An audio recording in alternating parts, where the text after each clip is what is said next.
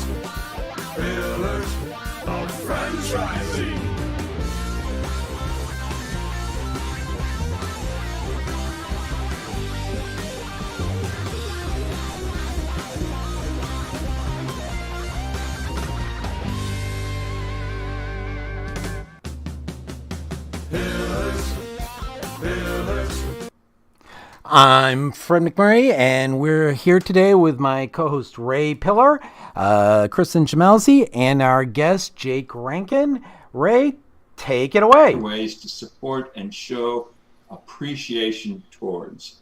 I think that's a wonderful statement, and everyone should have that. Every franchisor should have that statement, or even a franchisee should have that statement towards the people, because our bread and butter are our employees. And right. In your case, your franchisors. So tell us a little bit more about Talem Home Care. Okay.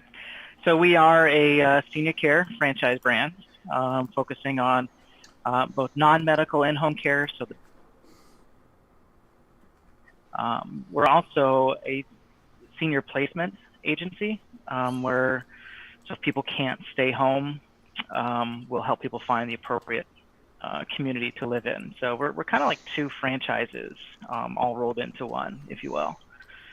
And our overall mission, is really just that, trying to empower people to take control of their own life and lead them through whatever it is they're facing to accomplish their goals, whether it's our franchisees and their goal is business ownership and having freedom and flexibility, whether it's our caregivers and helping them climb that career ladder, or our clients, helping them stay safe and successful at home. We really try to work hard to make sure that we help all of the above in any way that we can. Jake, the second part of what you said was about placement. So for somebody to use your service, do they need to be a senior then, or could they just be somebody who needs that extra care? It's mostly for seniors. It's somebody who needs to move into like a nursing home or assisted living or memory care. Mm-hmm. There's a lot of options out there, and so you might need help narrowing down the options that best fits, your geographic needs, social needs, medical needs, financial needs, etc. Financial needs is a huge one. We were not too long ago looking to bring my father-in-law here, and we looked at a place here in the immediate vicinity, and I was shocked. I mean, was it like over $5,000 a month? Yes, it was. Yeah. And the buy-in was like a mortgage payment.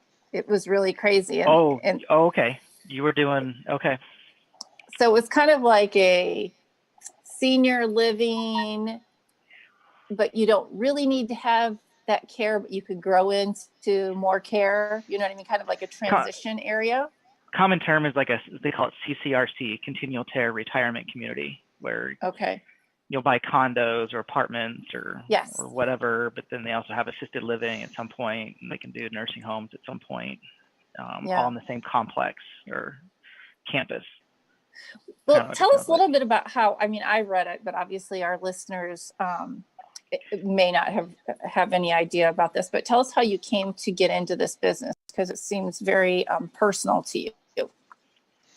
Well, I've been in the industry for about 15 years, maybe 16 years. I started out actually was in sales for a couple of years in college and doing things, but I wanted to find something that made a difference. And my uncle, who was an executive at a hospital, and mentioned getting into healthcare. So I took a job as a caregiver and started out as a caregiver and a staffing scheduling person while I was getting my bachelor's degree.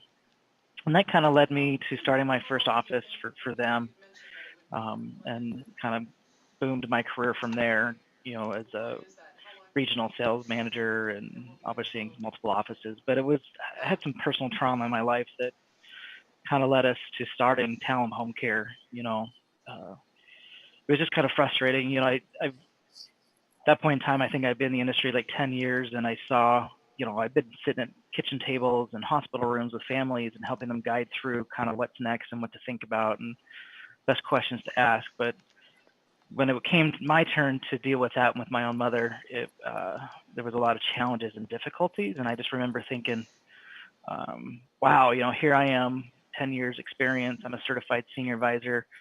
Why does it have to be so hard? Why is the hospital fighting me? Why is the doctor fighting me? And I just remember thinking, I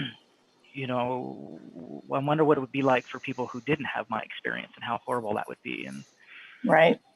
so I just kind of saw that, there's really not a lot of advocates out there. There's a lot of people who specialize in their own little silo, their own little niche or area that they're in, but who's really going to advocate and help, people as they try to navigate that complicated healthcare system. And so kind of the core behind our business, no matter what, that free advocate, the application, the support, the care management that we provide, that's all free in what we do, whether somebody's a client of ours or not. We just want to be known as a place that people can turn to when they need help. That's awesome. Yeah, absolutely. Because that was going to be my next question. I think there's a lot of confusion out there as to what's available, and then you do get sticker shock when you do begin to delve into it. Yep.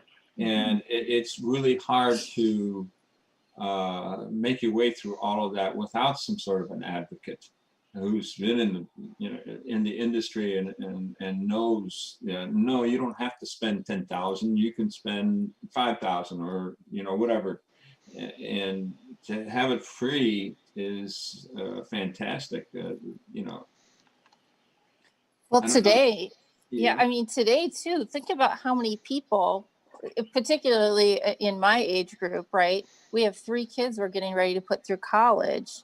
Right. And I've got aging parents. One that's, my mother-in-law is 80 right now. And then, my dad is much younger. But I think a lot of people find themselves in that struggle of how do we manage college and elder care? And, oh, yeah, by the way, I'm still working and trying to make ends meet on a regular basis at home.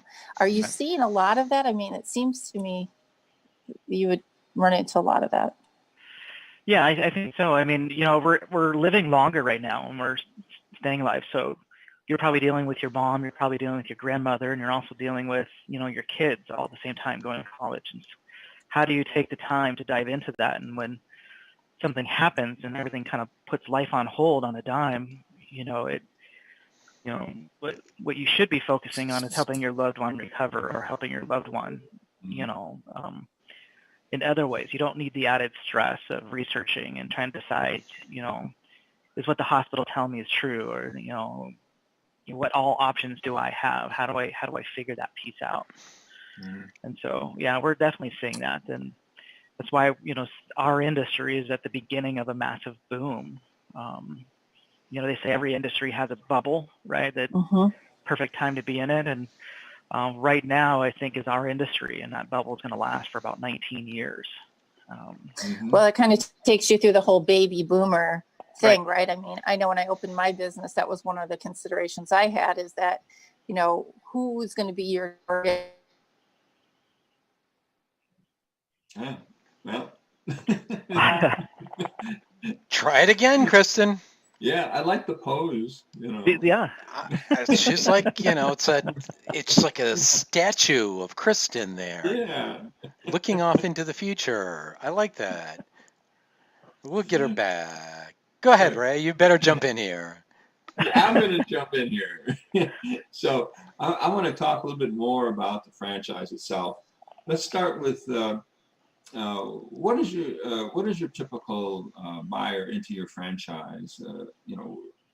What does he look like? What does she look like?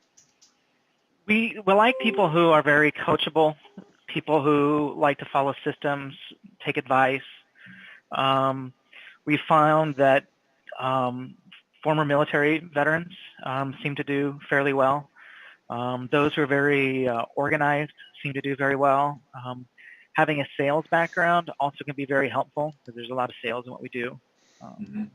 And you don't necessarily have to be an expert or have any knowledge at all about healthcare to be successful. I think our best franchisee right now, he's former military, retired Air Force colonel, and zero healthcare experience whatsoever, but he's doing really good.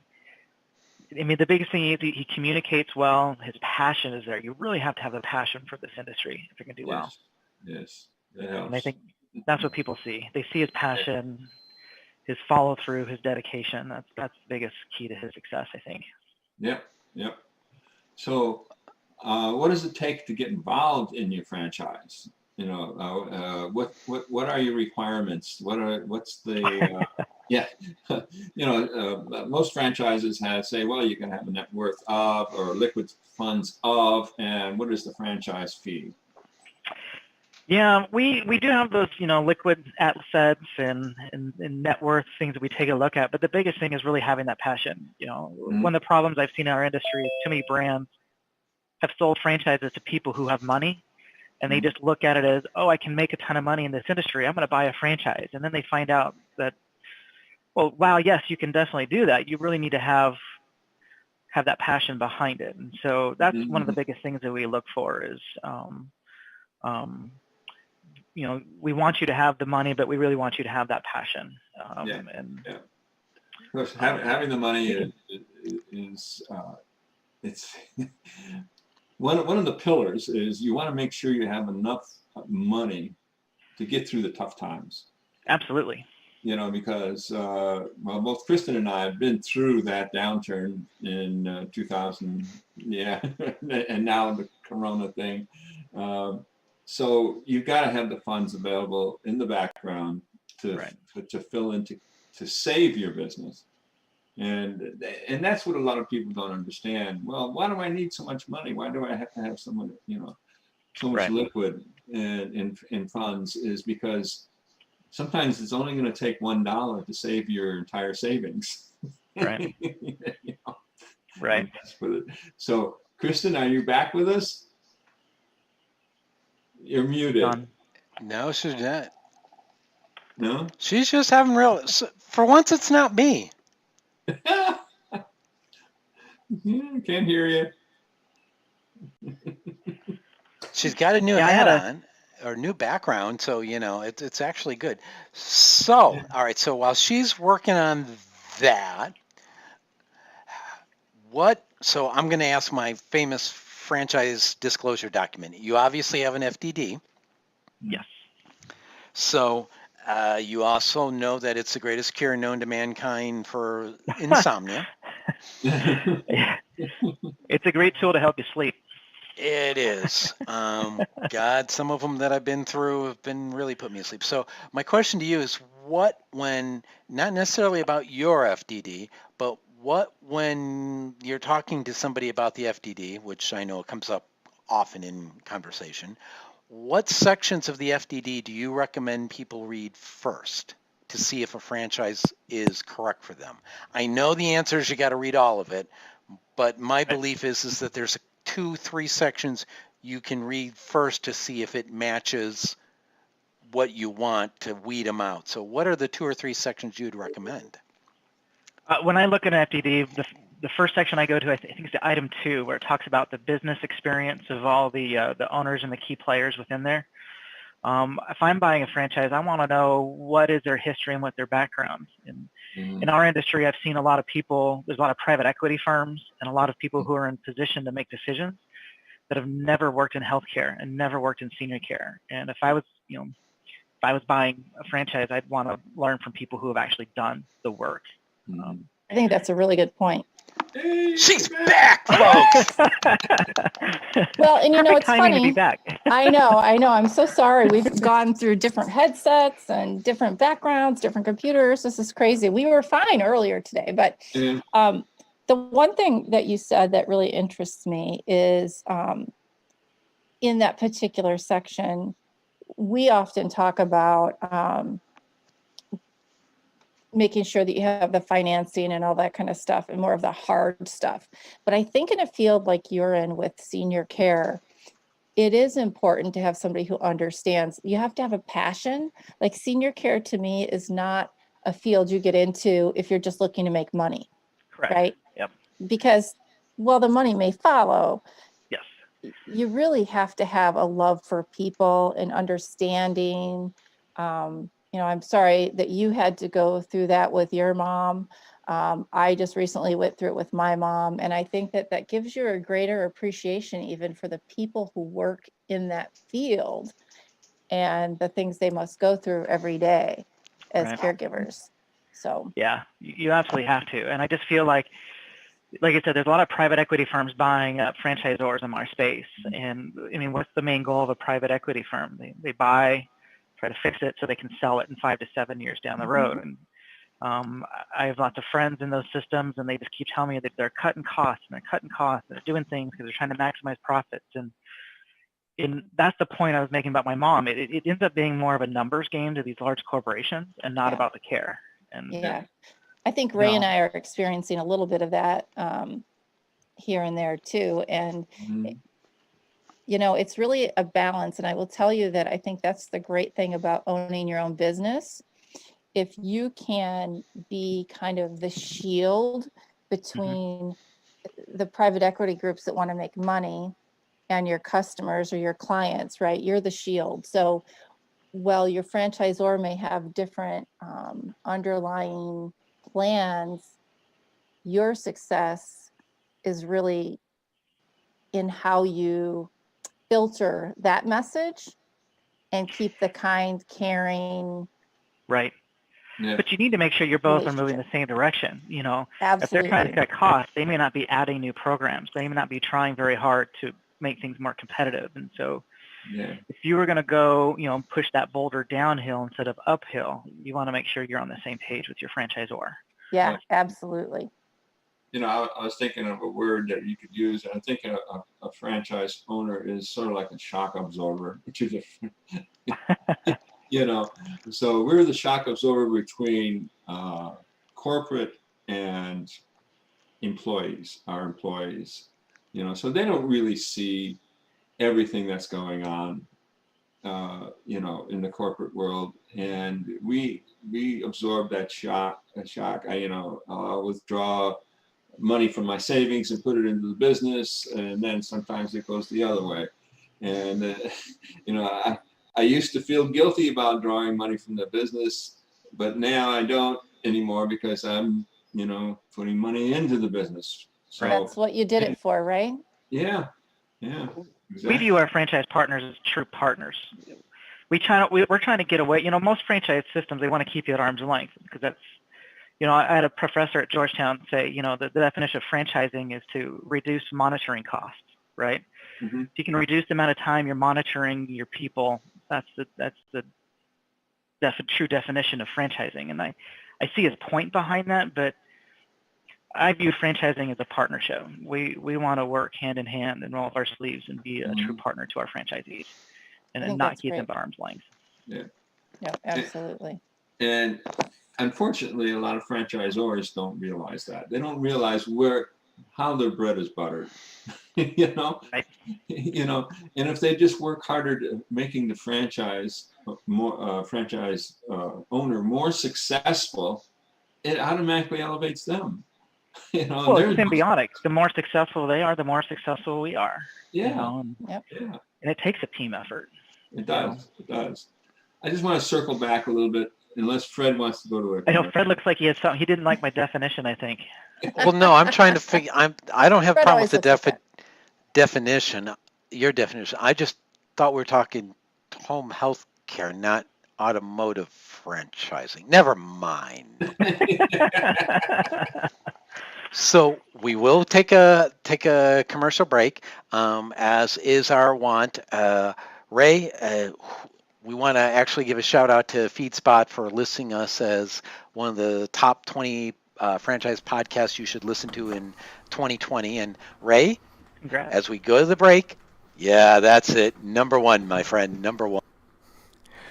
Yep, number one. Thanks, FeedSpot, for listing us. We hope to make it in 2021. And now, a word from a sponsor. Hey, franchise owners. How's your local marketing? Do you feel like you could use some help keeping up with your social media posts and comments and reviews? Do you wonder if you could be doing more to attract local customers? Are you able to identify new move-ins to your local area? At Westvyne, we help franchisees like you reach more local customers through digital marketing. With daily monitoring, creative content, and ad placement, and customer data intelligence, we'll get your business in front of the people who want your products or services. We also work with franchisors who need an agency to handle the digital marketing for all of their locations. If you're ready to reach more local customers, give us a call at 805-265-5440 or visit us at westvyne.com. That's 805-265-5440 or westvyne with a y.com. Thanks, Michelle. The Franchise Woman is a bi-monthly digital magazine that empowers women as they navigate the franchising industry by providing relevant news, tools, advice, and inspiration. We are a resource for women who are seeking to own their own businesses, improve their existing businesses, find creative solutions, and take advantage of franchise opportunities. We feature women in the business who best exemplify our ideals and have something to teach our readers. In addition to our exclusive articles relating to the female entrepreneur, we also feature brands that are geared for women. Women have become the fastest growing sector in business ownership and have become a powerful, influenceable force fueling the economy. The Franchise Women will give you the news that is relevant to you to help you navigate the path of successful franchise ownership. By women, for women, and about women. We are the Franchise Woman. Join us today at www.thefranchisewoman.com. Thanks, Elizabeth. Looking forward to seeing you back on the show. Back. And we're back. Thanks, Michelle. So, Ray, you had a question? Go ahead. I already made my automotive comment. Back, Jake, a little bit because we kind of glossed over the numbers about net worth and how much money and what is the franchise fee and all that. We do have our audience is interested, and we have a lot of people who are either thinking about buying a franchise or they're already involved in another one and they're thinking about adding to it. So give us a little information about your franchise. Right, so our franchise fee starts at $39,500, which is extremely competitive in our market, in our industry. And our territories are 2 to 3 times larger than we have the largest that I know of in the industry. So we start at 400,000 people in population. We can go as high as 625,000 people for one single unit. When we take a look at our candidates, we want to have some liquidity there that we look for, so they can either give themselves an SBA loan or have enough money to ensure success. Like you said, you want to make sure you have enough for emergencies also. We take a look at their debt to income or debt to net worth ratio, because we want to know if they're putting every penny they own into this or how that affects or not, because that might affect their mentality at some point. But we want to be open and flexible. Sometimes we just go with our feel. Do we feel like they're going to be a good franchise owner? And if they're going to, we're going to try to find ways to make it work. We try to pride ourselves at being outside the box thinkers. And we're doing that right now. We have a candidate that is closing in 2 weeks for us. That they're going to make they're going to make their franchise fee in 2 payments. Just because of certain circumstances, and we're okay with that. We want to be flexible. Have you ever had, obviously without names and things that would give the person away, have you ever had an absolute train wreck? Yep. Yeah. And what do you attribute that to? What do you think that where do you think you went wrong, or they went wrong in the process? I think where we went wrong in the process is we ignored some red flags. Being a smaller brand, while our philosophy has always been let's hire quality and not quantity. It's really hard when the time comes to say no at sometimes.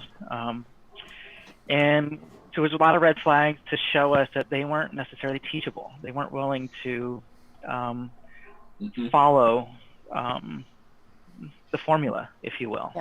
Yeah, absolutely. Yeah, I've seen that. Yeah, Ray and I were just talking about, remember, this one and that one, and they already knew everything, and they hadn't even got their foot in the door. Yeah. So, how many franchises do you have right now? We have 6 franchisees with a total of 11 territories, and we have 2 corporate-owned locations currently, but we have a good handful coming in the next 90 days. What are some of the target areas? So for people who are out there listening, if they happen to be in those upcoming markets that you'd like to break into, can you talk a little bit about that? I think some of the hottest markets right now for us, because taking a step back, our model is both private pay and we work with Medicaid, where most brands work with private pay. And so under the Medicaid model, we really want to focus, the best markets are those with high Medicaid reimbursement levels.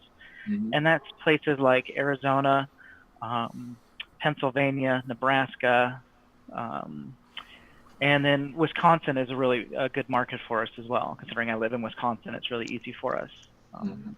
The only state we're pretty much sold out of is Colorado, which the Grand Junction area, the western slope, we can take care of. But outside of that, we're sold out. Okay, I have a crazy question.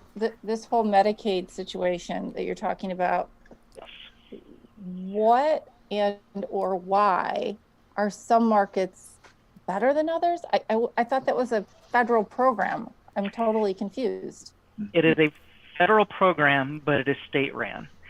So the funding comes from the federal government, but each state just decides how they choose to use that money for what programs within their Medicaid system. And so some states will have a reimbursement level of, say, $14 an hour, like Texas. I think it's 14 and change, and you have to pay your caregivers 10. It doesn't make sense. Some states, like Colorado, for example, they're over 19 or 1850 right now. And they're going to be over 19. This Connecticut has really good Medicaid rates. And that's kind of what we look at is the Medicaid rates and the regulations. How hard is it to get a license there and manage the license? Well, I had no idea there was such a discrepancy in the states and how they pay. Very interesting. That's what makes it, they're all not the greatest payer source. I mean, you're talking, $16 to $20 an hour for Medicaid, where private pay, you can probably get, $24 to $32 an hour, depending on the market. And so a lot of brands don't see the value in taking that lower margin patients. And we do see the margin. And that comes back to a comment Ray made earlier, you have to be able to learn to operate under thin margins because those who start under extreme economic circumstances, those businesses that start during them are the ones that last forever. Because if you start a business and margins are really good and business is fat, you might have a harder time dealing with the lean times. Yeah. Because you're not used to it. Right. Speaking of lean times, how like now. Right, again. Yeah. So how has COVID affected business for you guys? Obviously, you have to operate a little bit differently. Yeah.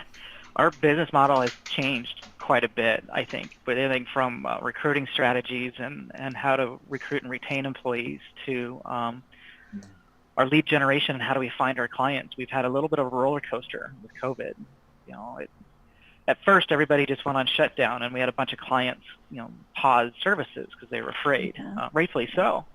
I probably would be too, at first. And then over time, they slowly came back, and now people are realizing, oh wow, we really need your help And so now our hours have gone back up, but we've had to be creative in finding less traditional revenue sources, trying to do things like staffing and Sure.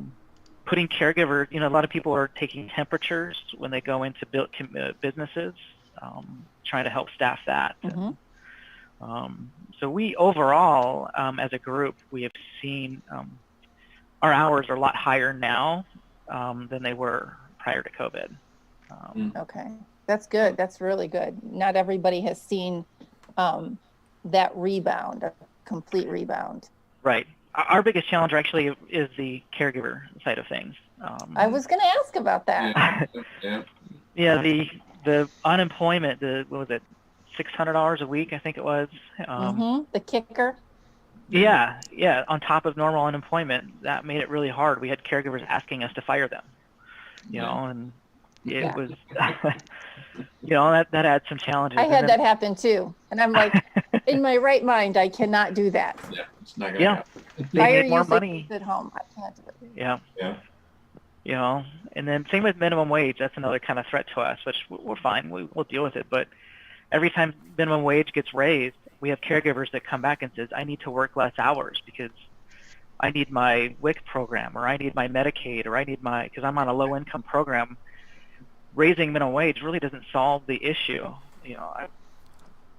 I've been on calls with people and they keep saying we need to raise the minimum wage or the ability for these caregivers to earn more. But the problem is the more things you do and the more money you give them, the less they're going to work, and then you're going to have less people to help support the seniors, in my opinion. Yeah, that's hard to explain to some people that the minimum wage is not all that it seems. That means that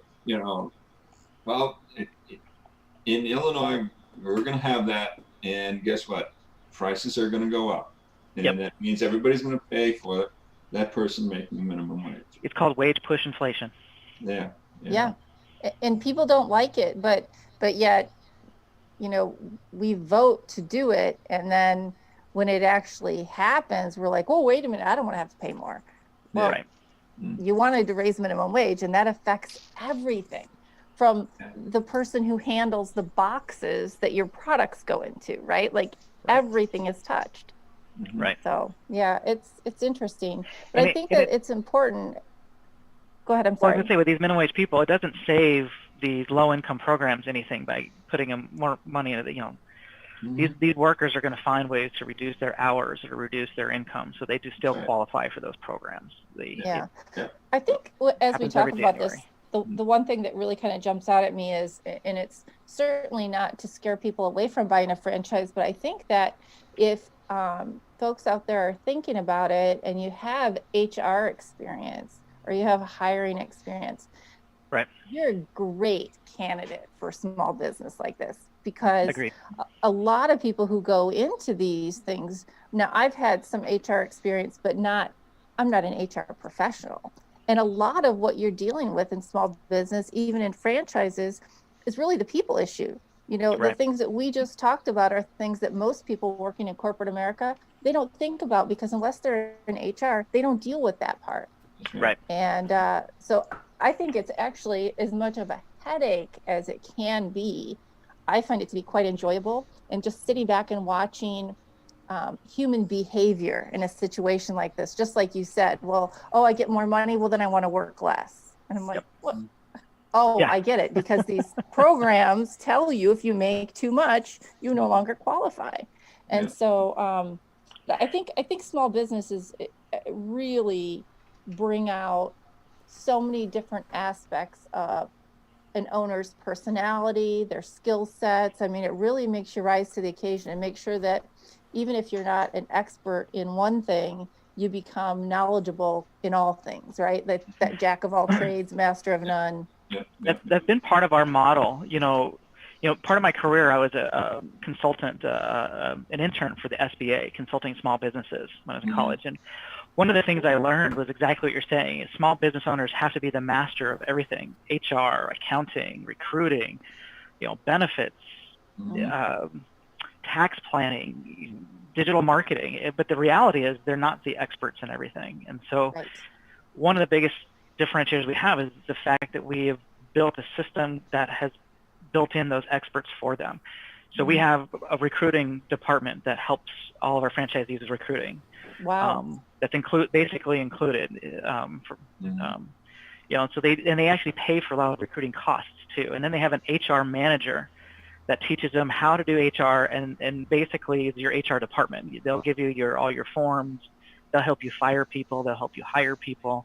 Wow. They keep So you anybody compliant. out there looking for a franchise, I've never heard of having that kind of support before. Fred and I talked about a year ago about putting together some kind of, the big miss in so many franchises is the HR part. And that's what you as a franchisor is offering. That's almost in some cases invaluable. That's amazing. It's very important. Same with benefits. Our franchisees, we get access to Fortune 500 benefits for their employees, for themselves, day one. But again, who takes the time to manage those benefits? That's a whole nother department. And so we've got people, digital marketing, and how do you do your online social media, pay-per-click, I'm the CEO of a company and it's still confusing for me. Yeah. Okay. Oh yeah. Yeah. Kristin and I are Fred's on mute, I part think. of a co-op regarding that digital marketing. So we I still Fred's like, what about Westvyne? What about Westvyne? Fred's dying over here. Westvyne, hello, I help you both. Is somebody going to drop my name? If you're watching the podcast, you'll see Fred flailing like he's drowning. Wow. Well, we'll have to have a talk offline about what you do then and add you to our vendor list. Yeah, you should. That's exactly, he does a lot of that. And I will say the great thing about Westvyne is they can tailor it to each location, customize. I call them caricatures with their little cartoon things. And she's my favorite now. Oh, as long as I win the hat contest, that's all I care about. Well, I want to get back a little bit to the nuts and bolts of the franchise, and what type. We just touched the fact that licenses are required. So, in some states, what type of license does the franchise require, and what type of license do the employees of the franchise require? So it's all state specific. Some states require you to have a license, others don't. Like Arizona, for example, you can literally start business tomorrow if you wanted to. Wow. And so we'll help, the complicated part of that as well is figuring out which states have what rules and regulations and how do you apply for that license. And that's where we come into play. Okay. So we'll help guide people through that. When it comes to the employees themselves, there is no licensure required really in any state. These caregivers can be, could be you, could be me, could be anybody who has a heart and wants to get into this industry. Good franchise systems will have great training programs for their caregivers to help them learn how to be better caregivers. And Which training, I assume you have. Is part of the what you get in your training and right. Is there training for the franchise employees as well? That you offer or not? Well, you have to be careful with that with some joint employment regulations. So it's more of a train the trainer. We train the franchisor how to do it. We do require every franchisee though to become a certified senior advisor. Okay. That's a third party person that does that training, that does that certification. And then they also become a certified dementia trainer also in dementia care and compassion touch. Yeah. So they become, and it's part of their sales and marketing they can also use too. So it's kind of twofold. They can train their caregivers and also train hospitals and policemen and fire people and anybody who wants to be trained on dementia care. Yeah. That's very cool. It's very important. There's so much of that happening now.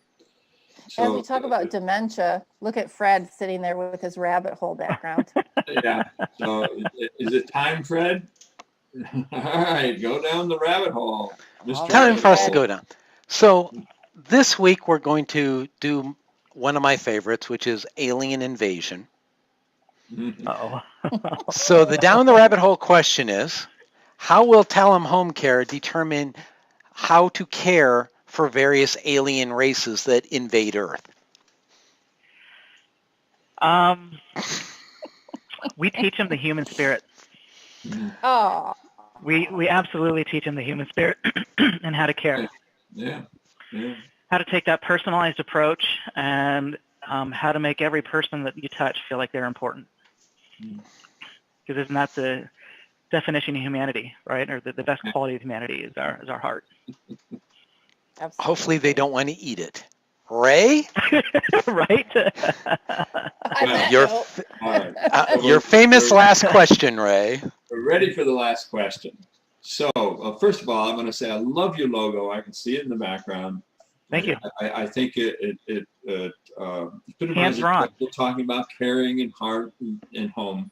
And the last question is, so if somebody is listening to the show is say, hey, this is something I really want to get into, how is the best way to get a hold of you? Call us directly. Go onto our website or, and look us up, www.talemfranchising.com or talemhomecare.com, either way. But you can pick up the phone and call me anytime. It's 833-TALEM-HC is our phone number. And that rings directly to me. Okay. Well, give us the numbers on that because not everybody can translate Sure. that. Geez, yeah, I can't even translate that. Yeah, it's you have to look at the phone. I do. 833-TALEM-HC. So it's 825-3642. There you go. All right. And of course, when the show airs, everything will be on our webpage. So anybody who's listening can say, I didn't get that. I was driving or whatever.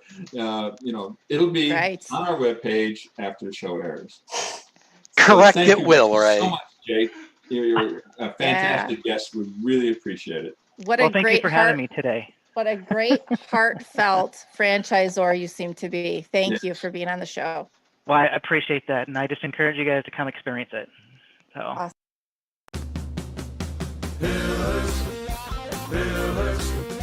Pillars of franchising. Pillars of franchising.